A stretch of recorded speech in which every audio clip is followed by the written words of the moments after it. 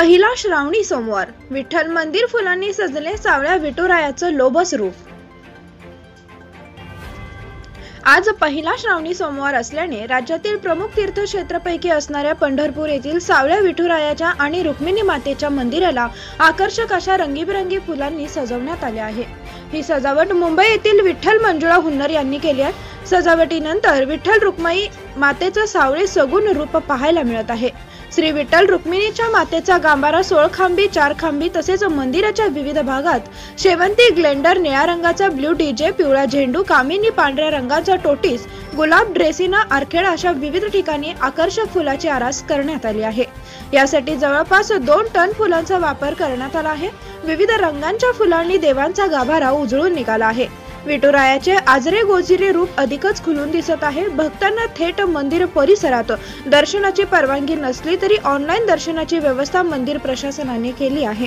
श्रावण महिना हा हिंदू पंचांगानुसार आणि भारतीय सौर दिनदर्शिकेनुसार वर्षातला 5वा महिना आहे। या महिन्याच्या पौर्णिमेला चंद्र श्रावण नक्षत्रात असतो, त्यावरून या महिन्याला श्रावण असे नाव मिळाले आहे। श्रावण महिना म्हटलं की निर्मळ वातावरण, पवित्र महिना। ब्युरो रिपोर्ट, ॲडव्हान्स खबर।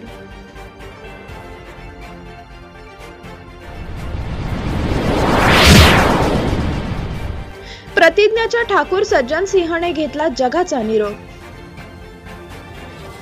अभिनेता अनुपम शर्मा यांचे दीर्घ आजाराने निधन। लोकप्रिय टीव्ही अभिनेता अनुपम शाम यांचे निधन झाले आहे। अनुपम यांनी लाईफ लाईन्स हॉस्पिटलमध्ये अखेरचा श्वास घेतला। काही दिवसांपूर्वी किडनीशी संबंधित समस्येमुळे अनुपम यांना रुग्णालयात दाखल करण्यात आले होते। त्यांच्यावर आयसीयू मध्ये उपचार सुरू होते, पण काही दिवसांपूर्वी तब्येतीतील सुधारणा दिसल्याने त्यांना व्हेंटिलेटरवरून काढण्यात आले होते। प्रसिद्ध दिग्दर्शक अशोक पंडित यांनी अनुपम यांच्या मृत्यूची माहिती सर्वांना दिली आहे। त्यांनी ट्विट केले की ज्येष्ठ अभिनेते अनुपम शाम यांचे अनेक अवयव निकामी झाल्यामुळे त्यांचे निधन झाले, हे जाणून अत्यंत दुःख झाले आहे। चित्रपट आणि टीव्ही उद्योगांसाठी हे एक मोठे नुकसान आहे। गेल्या वर्षी अभिनेता अनुपम शाम यांना किडनीच्या समस्येमुळे रुग्णालयात दाखल करण्यात आले होते। त्यांच्या भावाने हॉस्पिटलचे बिल भरण्यासाठी लोकांकडून आर्थिक मदतही मागितली होती। प्रकृती सुधारल्यानंतर अभिनेत्याला दररोज डायलिसिससाठी जावे लागत होते। त्यानंतर यावर्षी जेव्हा मन की आवाज प्रतिज्ञाचा दुसरा सीझन सुरू झाला तेव्हा ते पुन्हा कामावर उतरले। शूट संपल्यानंतर ते आठवड्यातून एकदा 3दा डायलिसिसला जायचे। एका मुलाखतीत अनुपमने सांगितले की तब्येत ठीक नसतानाही त्यांनी सज्जन सिंगचे पात्र साकारण्यासाठी हो का म्हणले होते। अनुपम म्हणाले होते की प्रेक्षकांना हे पात्र खूप आवडते आणि त्यांना क्षणभरही आपल्या चाहत्यांना निराश करायचे नव्हते। ते म्हणाले की आयुष्याशी युद्ध लढत असताना तिथून सुखरूप बाहेर आले आहेत। आता प्रतिज्ञा या शोच्या माध्यमातून मला पुन्हा प्रेक्षकांचे मनोरंजन करायचे आहे। अभिनेते अनुपम शाम उत्तर प्रदेशच्या प्रतापगड येथील रहिवासी होते। त्यांनी दस्तक, दिल से लगान, गोलमाल आणि मुन्ना मायकेल यांसारख्या बॉलिवूड चित्रपटांमध्येही काम केले होते। याशिवाय त्यांनी रिश्ते, डोली अरमानों की कृष्णा चली लंडन आणि हमने ली शपथ यांसारख्या टीव्ही शो मध्ये आपल्या उत्कृष्ट अभिनयाने प्रेक्षकांची मने जिंकलेली आहेत। ब्युरो रिपोर्ट, ॲडव्हान्स खबर।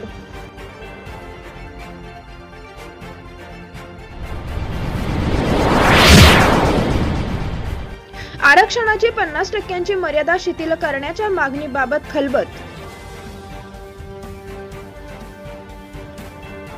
केंद्र सरकारने संसदेत घटनात्मक तरतूद करून आरक्षणाची 50% मर्यादा शिथिल करण्याच्या राज्य सरकारच्या मागणीसंदर्भात मुख्यमंत्र्यांनी महाराष्ट्रातील 4 प्रमुख पक्षांच्या संसदेतील प्रमुख नेत्यांची महत्त्वपूर्ण बैठक बोलावली आहे। व्हिडिओ कॉन्फरन्सिंगच्या माध्यमातून सुरू झालेल्या बैठकीत मुख्यमंत्री उद्धव ठाकरे, राज्यसभेचे विरोधी पक्षनेते मल्लिकार्जुन खरगे, सार्वजनिक बांधकाम मंत्री व मराठा आरक्षण विषयक मंत्रिमंडळ उपसमितीचे अध्यक्ष अशोक चव्हाण, शिवसेनेचे खासदार अरविंद सावंत, राष्ट्रवादीचे खासदार प्रफुल्ल पटेल, खासदार सुप्रिया सुळे, वरिष्ठ काँग्रेसचे नेते खासदार पी चिदंबरम, प्रख्यात विधिज्ञ व काँग्रेसचे राज्यसभा खासदार डॉक्टर अभिषेक मनु सिंघवी, मुख्य सचिव सीताराम कुंटे, महाराष्ट्राचे महाधिवक्ता आशुतोष कुंभकोणी उपस्थित होते। मराठा आरक्षणाचा मार्ग सुकर करण्यासाठी मागास जाती समूह निश्चित करण्याचे अधिकार राज्यांना देताना आरक्षणाची 50% मर्यादा शिथिल करण्याची महाविकास आघाडीची मागणी आहे। या मागणीसाठी 8 जून रोजी मुख्यमंत्री उद्धव ठाकरे यांच्या नेतृत्वाखालील उपमुख्यमंत्री अजित पवार आणि सार्वजनिक बांधकाम मंत्री अशोक चव्हाण यांचे शिष्टमंडळ नवी दिल्ली येथे पंतप्रधान नरेंद्र मोदी यांना भेटले होते। महाराष्ट्र विधिमंडळाच्या पावसाळी अधिवेशनात 5 जुलै रोजी विधानसभा व विधान परिषद या दोन्ही सभागृहांनी आरक्षणाची 50% मर्यादा शिथिल करण्याबाबत केंद्राला शिफारस करण्याचा ठराव मंजूर केला होता। मराठा आरक्षण विषयक मंत्रिमंडळ उपसमितीचे अध्यक्ष अशोक चव्हाण यांनी 24 जुलै रोजी महाराष्ट्रातील सर्व खासदारांना पत्र लिहून ही मर्यादा शिथिल करण्यासाठी केंद्र सरकार व संसदेत पाठपुरावा करण्याचे आवाहन केले होते। याच्या प्रयत्नाचा भाग म्हणून मुख्यमंत्री उद्धव ठाकरे यांनी आजची बैठक बोलावली आहे। 102व्या घटना दुरुस्तीमुळे राज्याचे हिरावलेले अधिकार पुन्हा बहाल करण्यासंदर्भात संसदेत प्रस्ताव मांडताना केंद्र सरकारने आरक्षणाची 50% मर्यादा शिथिल करण्याबाबत ही प्रस्ताव मांडावा आणि संसदेत या विषयावर चर्चा व्हावी यासाठी राज्य सरकारचे सर्वतोपरी प्रयत्न सुरू आहेत। मधल्या काळात आम्ही पंतप्रधान नरेंद्र मोदी यांची भेट घेतली होती। त्यावेळी सार्वजनिक आपत्तीच्या काळात NDRF कडून केल्या जाणाऱ्या मदतीच्या निकषात बदल करण्याची मागणी आम्ही पंतप्रधान नरेंद्र मोदी यांच्याकडे केली होती। त्याचबरोबर ओबीसींच्या राजकीय आरक्षणाबाबत एम्पिरिकल डेटाची मागणीही आपण केंद्राकडे केली होती। तसेच मराठा समाजाबाबत आरक्षण देण्याचा अधिकार राज्याला देण्याची मागणी आपण मोदीकडे केली होती। तसंच आरक्षणाची 50%ची अट रद्द करण्याची मागणीही आपण केली होती। त्यानुसार 2 दिवसापूर्वी केंद्रीय मंत्रिमंडळाच्या बैठकीत आरक्षणाचा अधिकार राज्य सरकारला देण्याचा निर्णय घेण्यात आलाय। त्यावर आता लोकसभेत चर्चा होईल। मात्र फक्त अधिकार देऊन फायदा होणार नाही, तर आरक्षणाची 50%ची मर्यादा काढावी लागेल, तशी मागणी आम्ही केंद्राकडे केली आहे। मला विश्वास आहे की माननीय पंतप्रधान नरेंद्र मोदी ही अटही काढतील। याबाबत 2-4 दिवसात आपल्याला कळेल, असं मुख्यमंत्री उद्धव ठाकरे म्हणाले। ब्युरो रिपोर्ट, ॲडव्हान्स खबर।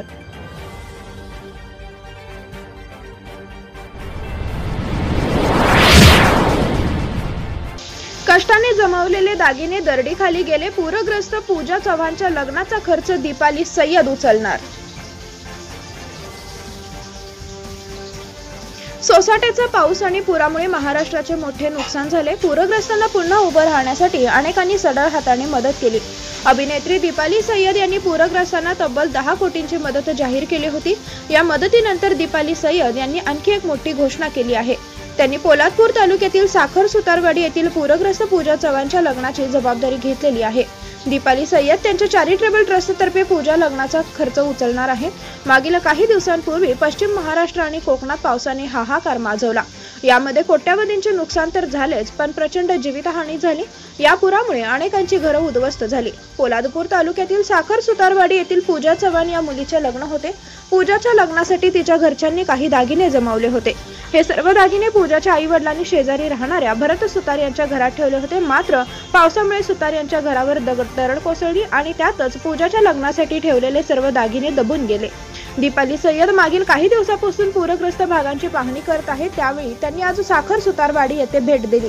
तसेच तेथे सय्यद यांनी दरडग्रस्त घरांची पाहणी केली। ही पाहणी करत असताना सय्यद यांनी त्यांना पूजा सोबत घडलेला प्रकार सांगितला। त्यानंतर सय्यद यांनी पूजा चव्हाण तसेच आईंची भेट घेतली। या भेटीनंतर पूजाच्या लग्नाचा सर्व खर्च उचलल्याची घोषणा केली। अभिनेत्री दीपाली सय्यद चॅरिटेबल ट्रस्टतर्फे पूजा चव्हाणच्या लग्नाचा सर्व खर्च उचलला जाणार आहे। ब्युरो रिपोर्ट, ॲडव्हान्स खबर।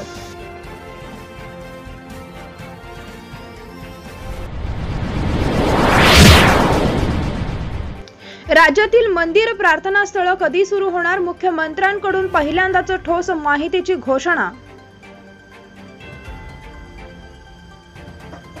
मुख्यमंत्री उद्धव ठाकरे यांनी जनतेशी संवाद साधला। यावेळी त्यांनी विविध मुद्द्यांवरती भाष्य केलं। राज्यातील भाजप नेत्यांकडून मंदिर सुरू करण्याबाबतची मागणी केली जात आहे, तसेच काही मंदिर प्रशासनाकडूनही तशी मागणी केली जात आहे।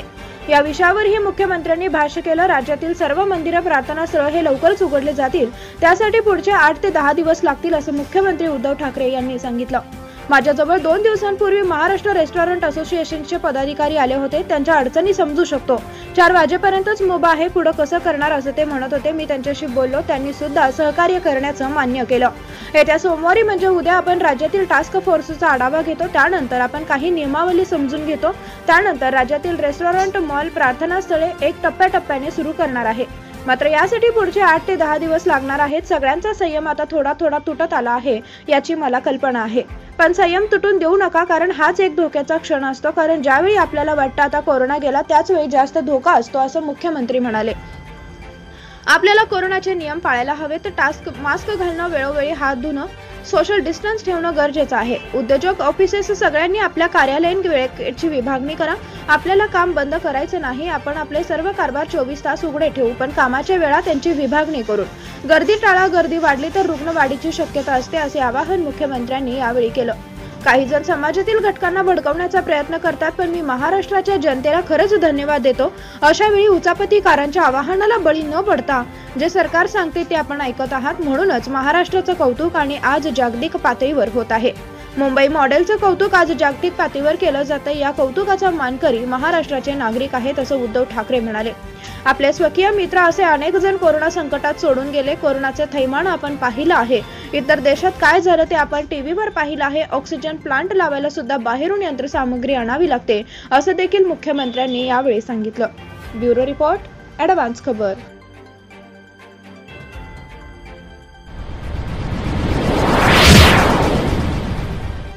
15 ऑगस्ट पासून सामान्य मुंबईकरांना लोकलचा प्रवास करता येणार, पण अटी शर्ती लागू. 2 डोस घेतलेल्या नागरिकांना आता 15 ऑगस्ट पासून लोकल प्रवास करता येणार आहे. स्वातंत्र्य दिनापासून लोकल सुरू. पहिल्या टप्प्यात ज्यांनी 2 डोस घेतलेत आणि डोस घेतल्यानंतर ज्यांना 14 दिवस झालेत, लोकल पाससाठी ॲपवर अर्ज करावा लागणार आहे. यासाठी ज्यांच्याकडे स्मार्टफोन आहेत असे प्रवासी मोबाईल ॲपच्या माध्यमातून रेल्वेचा पास डाउनलोड करू शकतील. ज्यांच्याकडे स्मार्टफोन नाही असे प्रवासी शहरातील पालिकेचे प्रभाग कार्यालयाचे तसेच उपनगरीय रेल्वे स्थानकावरून फोटो पासेस घेऊ शकतील. कोरोना निर्बंध, तिसरी लाट तसेच राज्यात नुकताच आलेला पूर या विषयावर मुख्यमंत्री उद्धव ठाकरे यांनी महाराष्ट्रातील जनतेशी संवाद साधला. सर्वात महत्त्वाचं म्हणजे लोकलच्या प्रवासाच्या या पासेसवर QR कोड असतील, जेणेकरून रेल्वे प्रशासनाला त्याची सत्यता पडताळण्यात येईल. मी आपणास विनंती करतो की कुणीही अवैधरित्या बेकायदेशीररित्या पासेस प्राप्त करून घेऊ नयेत. लसीचे 2 डोस घ्यावेत व प्रवास करावा. तसेच कार्यालयीन वेळेची विभागणी करण्याचे आवाहन कार्यालयांना केले आहे. तसेच कर्मचाऱ्यांनी तात्पुरती निवासाची व्यवस्था करण्याचे मुख्यमंत्र्यांनी सांगितलेलं आहे. कोविड काळामध्ये मुंबईतील उपनगरीय रेल्वेमधून सर्वसामान्यांना प्रवाशांना प्रवास करण्यासाठी निर्बंध टाकण्यात आले आहेत. या संदर्भात अनेक प्रवासी संघटना तसेच नागरिकांनी वारंवार लोकल सेवा वापरण्यास परवानगी द्यावी अशी विनंती केली. आपणा सर्वांस माहीतच आहे की अद्याप आपण दुसऱ्या लाटेतून देखील पूर्णपणे सावरलेलो नाही. संभाव्य तिसऱ्या लाटेचा धोका देखील आहे. केंद्र सरकारने देखील आपणास वारंवार याबाबत इशारा दिला आहे. मात्र तरी देखील अर्थचक्र सुरू ठेवण्यासाठी काही निकष आणि निर्बंध लावून सर्वसामान्य प्रवाशांना लोकलचा प्रवास करण्यास आपण मान्यता देत आहोत. ब्युरो रिपोर्ट, ॲडव्हान्स खबर.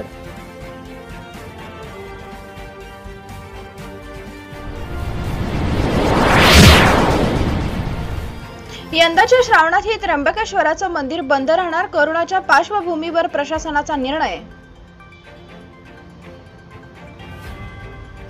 कोरोनाच्या दुसऱ्या लाटेचं टेन्शन कमी झालं आहे. मात्र तिसऱ्या लाटेचा धोका कायम असल्यामुळे प्रशासनाने सण उत्सवातील सावधगिरी कायम ठेवली आहे. कोरोनाच्या पार्श्वभूमीवर नाशिक जिल्ह्यातील प्रसिद्ध त्र्यंबकराजांचे मंदिर यंदाच्या श्रावणात देखील बंद असणार आहे. दर सोमवारी होणारी ब्रह्मगिरी प्रदर्शना देखील भाविकांसाठी बंद ठेवण्याचा निर्णय प्रशासनाने घेतला आहे. त्र्यंबकराजांचे मंदिर हे श्रावण महिन्यात विशेष महत्त्व असलेल्या 12 ज्योतिर्लिंगांपैकी आद्य एक ज्योतिर्लिंग मानले जाते. श्रावण महिन्यात शेकडो भाविक त्र्यंबक नगरीत दाखल होतात. देशाच्या वेगवेगळ्या भागातून भाविक या ठिकाणी येत असतात. भाविकांची गर्दी झाल्यास पुन्हा कोरोनाचा प्रसार वाढू शकतो. हा संभाव्य धोका रोखण्यासाठी मंदिर प्रशासनाने कोरोना नियमावली अंतर्गत लागू केलेले निर्बंध जैसे ते ठेवले आहेत. याच अनुषंगाने सलग यंदा दुसऱ्या वर्षीही श्रावण महिन्यात त्र्यंबकेश्वराचे मंदिर भाविकांसाठी बंद ठेवण्याचे मंदिर प्रशासनाने ठरवले आहे. याच दृष्टिकोनातून भाविकांना आवाहन करण्यात येत आहे. श्रावण महिन्यात ब्रह्मगिरी प्रदक्षिणा असतात. मात्र कोरोनाचा प्रादुर्भाव लक्षात घेता यंदा ही प्रदर्शना बंद ठेवण्याचा निर्णय मंदिर प्रशासनासह जिल्हा प्रशासनाने घेतलेला आहे. त्र्यंबकेश्वरचे मंदिर बंद असले तरी श्रावण महिन्यात होणारी त्रिकाल पूजा ही मोजक्याच पूजांच्या हस्ते होणार आहे. त्या पूजेमध्ये खंड पडू दिला जाणार नाही. उद्या सायंकाळी भगवान त्र्यंबकराजांच्या पादुकांना कुशावर्तमध्ये स्नान घालून मोजक्या भाविकांच्या उपस्थितीत पालखी सोहळा होईल असंही मंदिर प्रशासनाने कळवलेले आहे. गेल्या काही दिवसापासून मंदिर पूर्णपणे भाविकांसाठी बंद आहे. केवळ संसर्ग वाढू नये याच कारणाने मंदिरामध्ये कोणालाही प्रवेश करू दिला जात नाही. अनेक भाविक मंदिराबाहेरूनच दर्शन घेऊन माघारी फिरत आहेत. आता मात्र भाविकांना मंदिर परिसरात येण्यास पूर्णपणे बंदी घालण्यात आली आहे. त्र्यंबकेश्वर मंदिराच्या रस्त्यावर पोलिसांचा चोख बंदोबस्त करण्यात आला आहे. तसेच ब्रह्मगिरी प्रदक्षिणा मार्गावरही मोठ्या प्रमाणावर पोलीस फौजफाटा तैनात केला आहे. दरम्यान सलग दुसऱ्या वर्षी श्रावण महिन्यात त्र्यंबकेश्वरला जाता येत नसल्यामुळे भाविक निराश झाले आहेत। कोरोना महामारीच्या संकटातून जगाची लवकर सुटका होऊ दे असे गाराणेही अनेक भाविक घालू लागले आहेत। ब्युरो रिपोर्ट, ॲडव्हान्स खबर।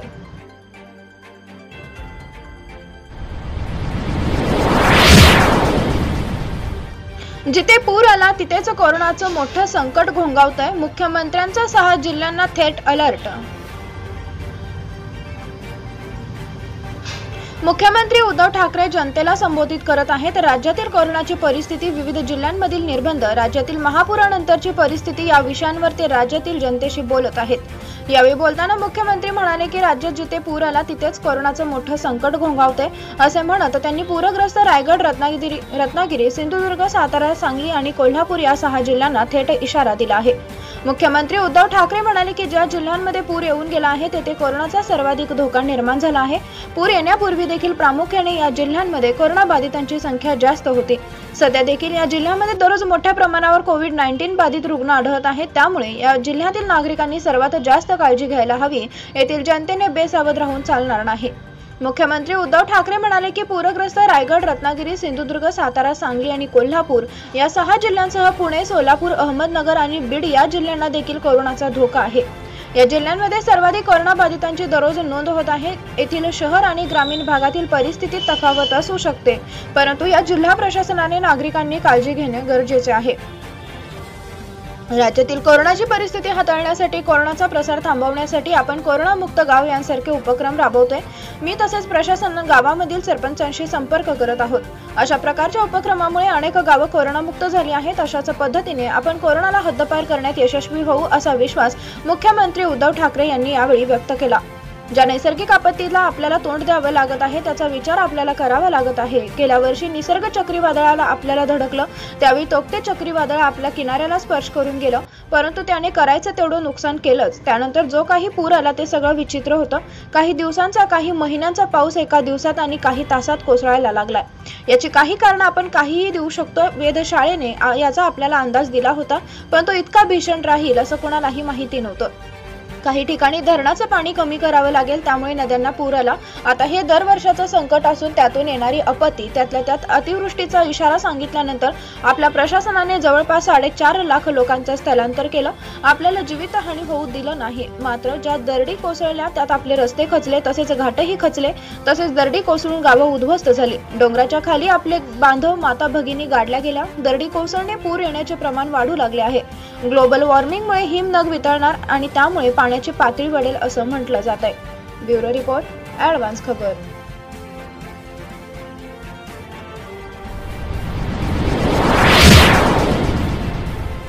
महाड व चिपळूणच्या पूरग्रस्तांसाठी वाढीव मदतीची तातडीने आदेश काढा, नाना पटोले यांची सरकारकडे मागणी।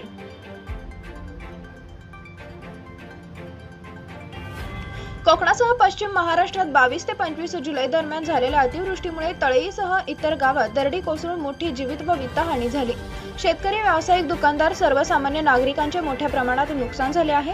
राज्य शासनाने मदत केलेले नुकसान जरी झालेले असले तरी नुकसान पाहता वाढीव मदत देण्याची गरज आहे अशी मागणी महाराष्ट्र प्रदेश काँग्रेस कमिटीचे अध्यक्ष नाना पटोले यांनी केली आहे। नाना पटोले यांनी या संदर्भात मुख्यमंत्री उद्धव ठाकरे यांना पत्र पाठवले असून या पत्रात म्हटले आहे की मुख्यमंत्र्यांनी पूरग्रस्त भागाची पाहणी केल्यानंतर 3 ऑगस्टच्या मंत्रिमंडळ बैठकीत मदत जाहीर केलेली आहे। या मदतीचा शासन अद्याप निर्गमित झाला नसल्याची माहिती आहे।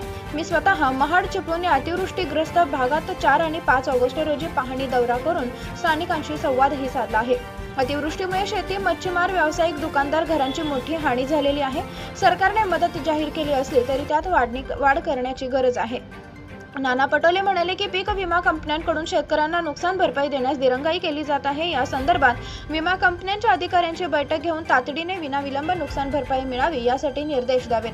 पशुधन, शेती अवजारे, बियाणे मोफत द्यावेत। वाहन व खरडून गेलेल्या शेतींची तातडीने नुकसान करावे। व्यावसायिकांनीही विमा कंपन्यांकडून नुकसान भरपाई मिळण्यास सहकार्य मिळत नाही। या व्यावसायिकांना आयकर भरण्यासाठी सवलत अथवा मुदतवाढ मिळावी। शक्य असल्यास जीएसटी माफ करावा किंवा कर भरण्यासाठी मुदतवाढ अथवा सवलत द्यावी। नुकसानग्रस्त व्यावसायिकांनी राष्ट्रीयकृत बँका, सहकारी बँकांकडून 2% दराने कर्ज पुरवठा मंजूर करावा। मंजूर केलेल्या कर्जावरील व्याजाचा बोजा शक्य असल्यास शासनाने भरावा। टपरीधारकांना वाढीव अर्थसहाय्य मिळावे, दुधाळ जनावरे, मेंढी, बकरी, गाढव, कुक्कुटपालन पक्षी यांच्याकरिता मंजूर केलेल्या प्रतिकुटुंब नुकसान भरपाईमध्ये वाढ करावी, मत्स्य बोटी व जाळीसाठी मंजूर केलेल्या अर्थसहाय्यांमध्ये वाढ करावी, बाधित कुटुंबांना कपडे, भांडी, घरगुती वस्तू यांसाठी वाढीव सानुग्रह अनुदान मंजूर करावे, घराच्या पडझडीबाबत शासनाने मंजूर केलेल्या मदतीमध्ये ही वाढ करावी, अशा विविध मागण्या पटोले यांनी सरकारी दरबारी मांडलेल्या आहेत. महाड व चिपळूण भागातील गंधारी, सावित्री, वशिष्ठी नद्यांचे खोलीकरण करावे, नैसर्गिक चक्रीवादळे, अतिवृष्टी, महापूर, डोंगरांचे भूस्खलन यावर कायमस्वरूपी उपाययोजना करण्यासाठी महाराष्ट्र राज्य आपत्ती व्यवस्थापन प्राधिकरणाची बैठक घ्यावी.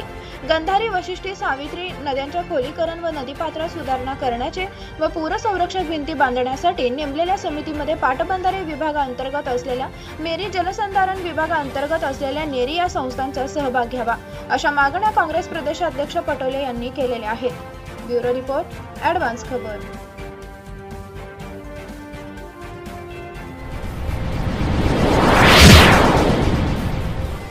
एखाद्या शासकीय योजनेला गणपतराव देशमुखांचे नाव द्या, कार्यकर्त्यांची मागणी.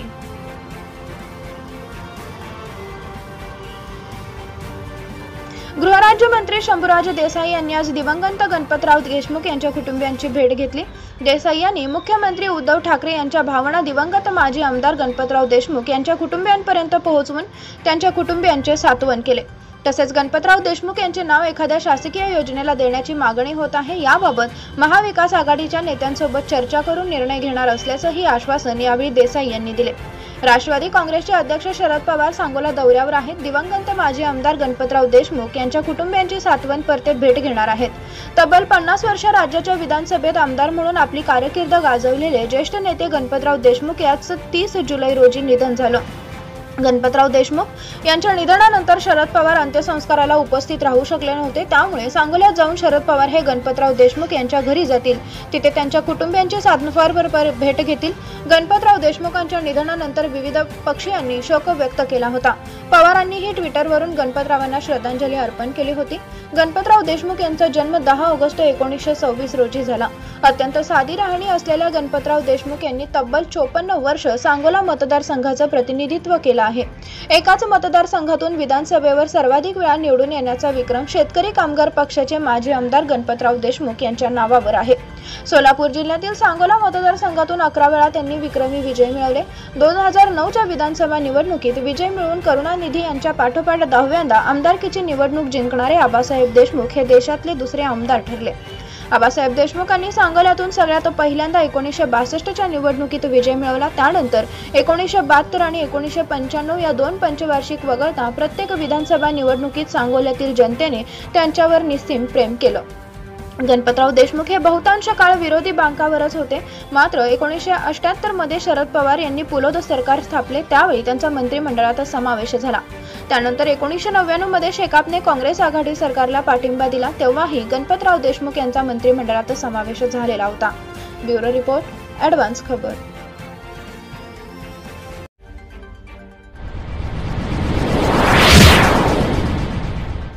फेसबुकवर अमेरिकेच्या कथित सैनिकासोबतची फ्रेंडशिप महागात, अमरावतीच्या निवृत्त विस्तार अधिकाऱ्याला लाखोचा गंडा.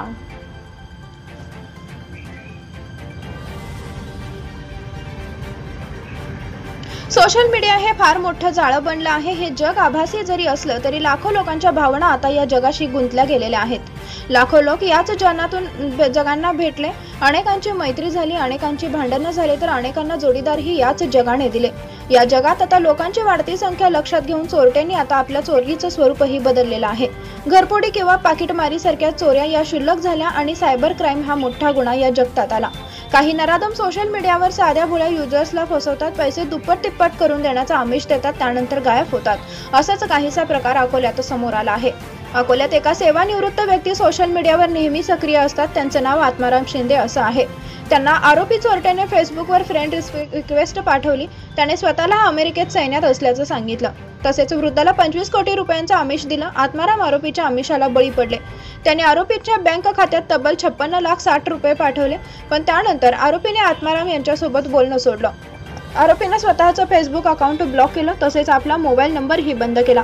त्यामुळे आत्माराम यांना संशय आला. त्यांनी या प्रकरणी अखेर पोलीस ठाण्यात तक्रार दिली. अकोला पोलिसांनी हे प्रकरण सायबर अधिकाऱ्याकडे वर्ग केलं.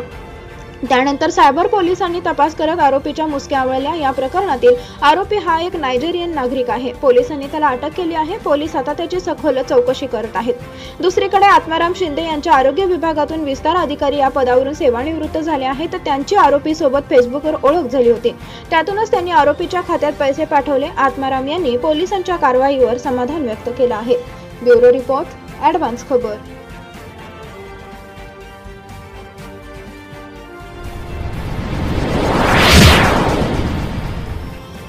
मराठा आरक्षण मुद्द्यावर आता खेळ नको, जो निर्णय घेऊ तो शासनाला परवडणारा नाही, मराठा क्रांती ठोक मोर्चाचा इशारा। मराठा आरक्षण मुद्द्यावर आता खेळ नको, आम्ही आता जो निर्णय घेऊ तो शासनाला परवडणारा नाही। मराठा समाजाच्या आरक्षणाची दखल घेतली नाही तर कोणतेही सरकार महाराष्ट्रावर राज्य करणार नाही, असा सज्जड द मराठा क्रांती ठोक मोर्चाच्या चिंतन बैठकीत देण्यात आला। ही बैठक तुळजापूरमध्ये पार पडली। जे आमदार खासदार मराठा समाजाला मदत करत नाहीत, हेटाळणी करतात, त्यांना यापुढे विचार करावा लागेल, असा इशाराही यावेळी मराठा क्रांती ठोक मोर्चाकडून देण्यात आलाय। उस्मानाबाद जिल्ह्यातील तुळजापूर येथे मराठा क्रांती ठोक मोर्चाची चिंतन बैठक पार पडली।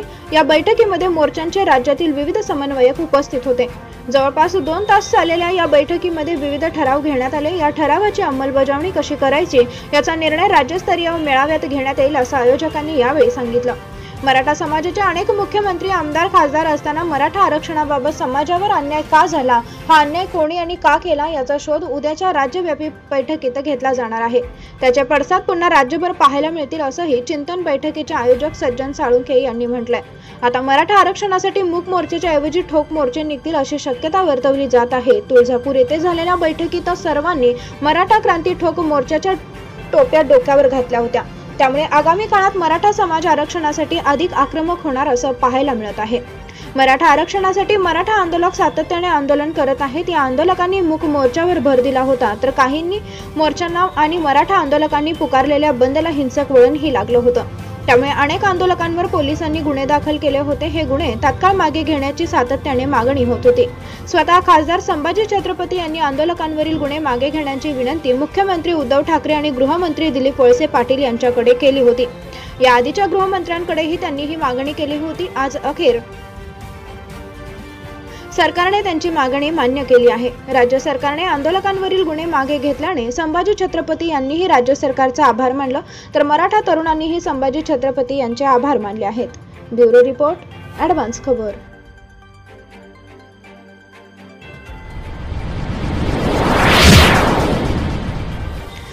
सारथीचा चौकशी अहवाल जाहीर करा, अन्यथा आंदोलन करू, आबासाहेब पाटलांचा इशारा।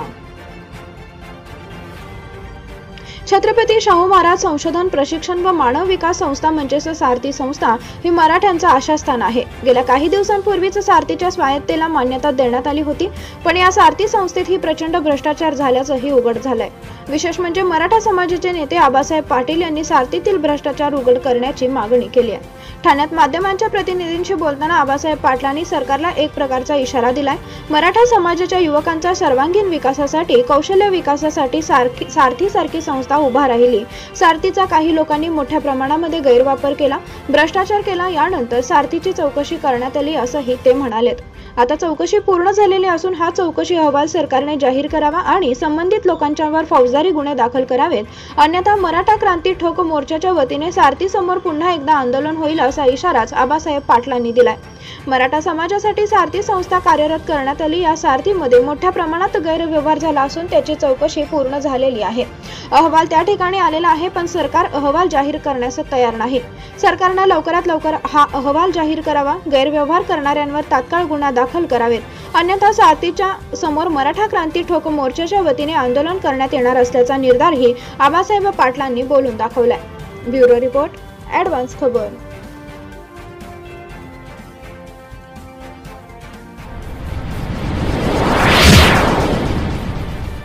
कोठेवाडीतील भगिनींना सरकारची रक्षाबंधनाची अनोखी भेट, ग्रामस्थांना शस्त्र परवाना देण्याचा निर्णय।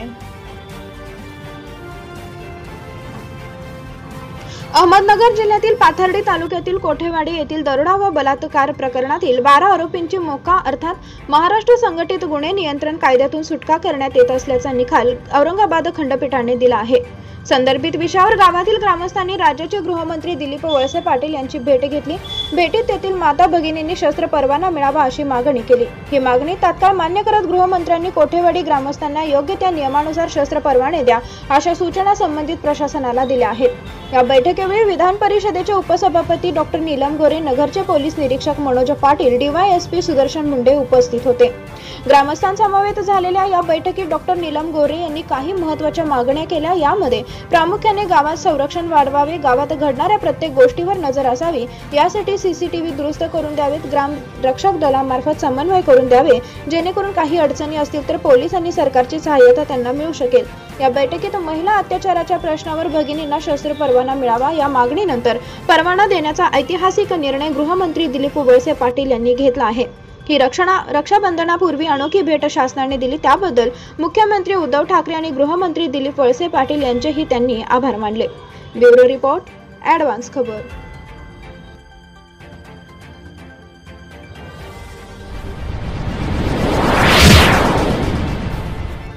भाजप नेते मोदींचं सुद्धा ऐकत नाहीत, लोकल ट्रेन आणि मंदिरे उघडण्यासाठीच्या आंदोलनावरून नवाब मलिकांचा टोला।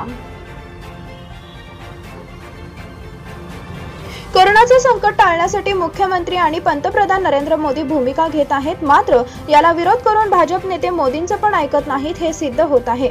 हे जनहितासाठी की मतासाठी सुरू आहे याचं उत्तर तेच देऊ शकतात असा टोला अल्पसंख्याक मंत्री आणि राष्ट्रवादी काँग्रेसचे राष्ट्रीय प्रवक्ते नवाब मलिक यांनी लगावला आहे। भाजपचे नेते लोकल ट्रेन सर्वसाधारण लोकांसाठी सुरू व्हावी म्हणून मंदिरे उघडण्यासाठी आंदोलन करत आहेत, तर दुसरीकडे पंतप्रधान नरेंद्र मोदी सणासुदीला गर्दी होणार असल्याने चिंतेत आहेत। त्यांनी त्याच पद्धतीने काळजी घेण्याचे निर्देश राज्यांना दिले आहेत, तर दुसरीकडे मुख्यमंत्री उद्धव ठाकरे यांनी कोरोनाची परिस्थिती आटोक्यात येईल तशी अनलॉक प्रक्रिया सुरू करण्यात येईल असे अगोदरच सांगितले आहे। मात्र या उलट भाजप नेते वागत असून मंदिरे उघडण्यासाठी व लोकल ट्रेन सुरू करण्यासाठी आंदोलने करत आहेत। या दुटप्पी भूमिकेबद्दल नवाब मलिक यांनी तीव्र नाराजी व्यक्त केली। अभिनेता सुशांत सिंह राजपूत आत्महत्या प्रकरणावरून राष्ट्रवादीचे प्रवक्ते नवाब मलिक यांनी भाजपवर जोरदार निशाणा साधला आहे। सुशांत सिंह राजपूतच्या केसमध्ये ही हत्या की आत्महत्या होती हे सीबीआयने 1 वर्ष झालं तरी स्पष्ट केलं नाही। याचा अर्थ महाराष्ट्र सरकारला बदनाम करण्याचे कट कारस्थान होते असा आरोप नवाब मलिक यांनी केला आहे। सुशांत सिंह राजपूतच्या आत्महत्येचा तपास सीबीआयने ताब्यात घेऊन आज 1 वर्ष पूर्ण झालं, मात्र अजूनही यामध्ये सीबीआयने कोणताच खुलासा केला नाही, याबाबत शंका उपस्थित केली जात आहे। एखादी घटना घडली की त्या राज्यात तपास राहतो, मात्र सुशांत सिंह राजपूतच्या प्रकरणात बिहार सरकारने त्यांच्या हद्दीत हत्येचा गुन्हा दाखल करून प्रकरण सीबीआयकडे तपासासाठी दिले होते। सीबीआय 1 वर्ष या प्रकरणाचा तपास करते आणि अजूनही हत्या की आत्महत्या हे सांगू शकलेली नाही असे मलिक म्हणाले। बिहार निवडणुकीत राजकीय फायदा उठवण्यासाठीच सुशांत प्रकरण रंगवण्यात आल्याचा आरोपही त्यांनी केलाय। ब्युरो रिपोर्ट, ॲडव्हान्स खबर।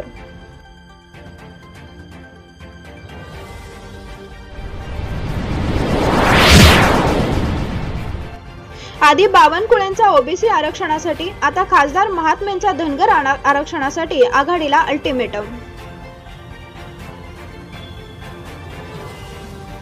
भाजप नेते चंद्रशेखर बावनकुळे यांनी ठाकरे सरकारला ओबीसी आरक्षणासाठी डिसेंबर पर्यंतचा अल्टिमेटम दिला आहे, तर भाजपचे राज्यसभेतील खासदार डॉक्टर विकास महात्मे यांनी धनगर आरक्षणासाठी भाजपला अल्टिमेटम दिला आहे।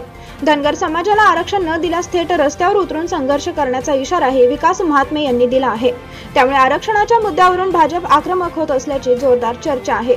खासदार विकास महात्मे यांनी मुख्यमंत्री उद्धव ठाकरे यांना पत्र लिहून धनगर समाज संघर्षवतीचा हा इशारा देण्यात आला आहे। एमपीएससीच्या पोलीस उपनिरीक्षक पदासाठी 650 जागा घोषित करण्यात आल्या आहेत, मात्र यात एनटी क वर्गासाठी फक्त 2 जागा राखीव ठेवण्यात आल्या आहेत। नियमानुसार 3.5% म्हणजेच किमान 23 जागा एनटी क वर्गासाठी आरक्षित असायला पाहिजे होत्या, मात्र धनगर समाजाच्या 21 जागा गिळंकृत करणारे ठाकरे सरकारने धनगर समाजावर अन्याय केला आहे असे सांगताच या निर्णयामुळे धनगर समाजात मोठा रोष निर्माण झाला असून हा अन्याय दूर झाला नाही तर धनगर समाज संघर्ष समिती राज्यभरात आंदोलन करेल असा इशारा महात्मे यांनी दिला आहे।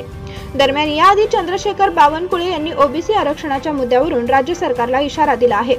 कायम केंद्राकडे बोट दाखवायचं काम महाविकास आघाडीला करता येणार नाही। केंद्राने आता राज्याला सर्वाधिक अधिकार दिले आहेत आणि राहतील अशी अवस्था केली। फडणवीस सरकारने आरक्षण दिलं आणि टिकूनही दाखवलं। या सरकारला मराठा आणि ओबीसी समाजाला आरक्षण द्यायचं नाहीये आता जे विधेयक पास होतील त्यानंतरही जर दुर्लक्ष झालं तर आम्ही गप्प बसणार नाही असं सांगतानाच ओबीसी आरक्षणासाठी आम्ही महाविकास आघाडीला डिसेंबर पर्यंतचा अल्टिमेटम देत आहोत.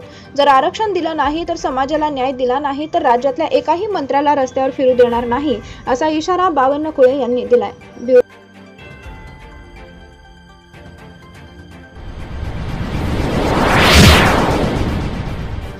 एक गाव ज्याचं शेतकरी आत्महत्याग्रस्त असं नाव. आतापर्यंत 30 शेतकऱ्यांनी जीवन यात्रा संपवली.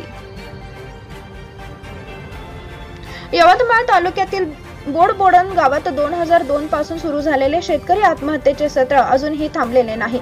आतापर्यंत गावात 30 शेतकऱ्यांनी जीवन यात्रा संपवली आहे. गावात आमदार, खासदार, मंत्री, केंद्रीय मंत्र्यांनी आतापर्यंत अनेक भेटी देत आश्वासन दिली. मात्र शेतकऱ्यांचं जीवनमान उंचावण्यातील अपयशानं शेतकरी आत्महत्येचं सत्र सुरूच आहे.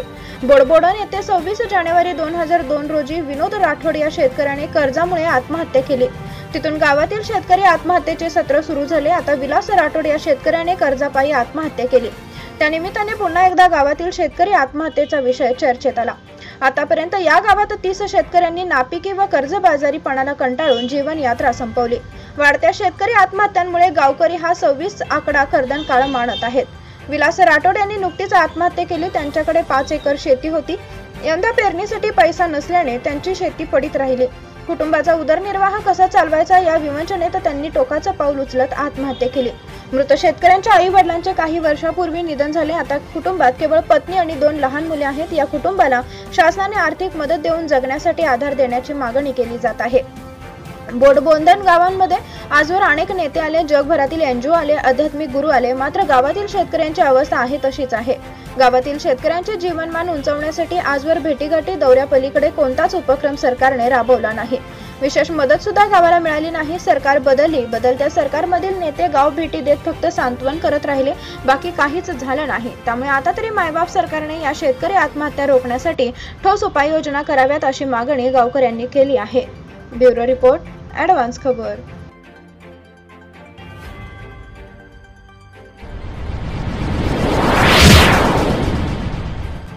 राहुल गांधी ज्यांच्या खांद्यावर हात ठेवतात तो पक्ष रसातळाला जातो. राणेंचा राऊतांना टोला. काँग्रेस नेते राहुल गांधी यांनी शिवसेना नेते संजय राऊत यांच्या खांद्यावर हात ठेवल्याचा फोटो 3 दिवसांपूर्वी व्हायरल झाला होता. त्यावरून अनेक राजकीय अंदाज बांधले गेले. मात्र केंद्रीय उद्योग मंत्री नारायण राणे यांनी या फोटोची खिल्ली उडवली आहे. राहुल गांधी ज्यांच्या खांद्यावर हात ठेवतात तो पक्ष रसातळाला जातो अशी टीका नारायण राणे यांनी केली आहे. नारायण राणे यांनी मीडियांशी संवाद साधताना ही टीका केली. काँग्रेस आता कुठं आहे का, ती संपत चालला आहे. राहुल गांधींनी आता कुणाचा तरी आधार पाहिजे. जेव्हा राहुल गांधी कुणाच्या खांद्यावर हात ठेवतात तेव्हा तो पक्ष रसातळाला जातो, हा इतिहास आहे असे राणे म्हणाले. दैनिक सामनामध्ये भाजपच्या प्रदेशाध्यक्ष बदलांच्या बातम्या येत आहेत. यावरून त्यांनी टीकाही केली. मुख्यमंत्री म्हणून उद्धव ठाकरेंनी काहीच काम केलं नाही, त्यामुळे सामनाकडे छापण्यासारखं काहीच नाही. त्यामुळे ते भाजपबद्दलच्या बातम्या देत असतात. संजय राऊतांना तशी वाईट सवयच आहे. लोकांना सांगण्यासाठी सामनाकडे काहीच नाही असं सांगतानाच पक्षाध्यक्ष बदलण्याबाबत पक्षात कोणतीही चर्चा नाही, यात कुठलं राजकारण नाही, बदलाबदली नाही किंवा मोर्चे बांधणेही नाही असं राणेंनी स्पष्ट केलं. 1.25 महिना झाला राज्य सरकारचे वाभाडे काढले नाही, त्यामुळे मी 16 तारखेनंतर महाराष्ट्रात येणार आहे. राज्य अधोगतीकडे चाललंय, त्यामुळे लोकांना जागृत करणार आहे असं सांगतानाच परत चिपळूणला जाऊन पूरग्रस्तांशी चर्चा करणार आहे. मी गेल्या केंद्र सरकारने 700 कोटी रुपये दिले आहेत. राज्य सरकारने केवळ 10,000 रुपये दिले. लोकांना ते पिंपात टाकले. आता ते फुगून बाहेर येतील अशी टीका त्यांनी केली. केंद्र सरकारने जे चांगले निर्णय घेतले आहेत ते कसे जनतेपर्यंत घेऊन जायचे यांची एक रूपरेषा तयार करत आहोत, याची माहिती जनतेला देणार आहोत असंही त्यांनी सांगितलेलं आहे. ब्युरो रिपोर्ट, ॲडव्हान्स खबर.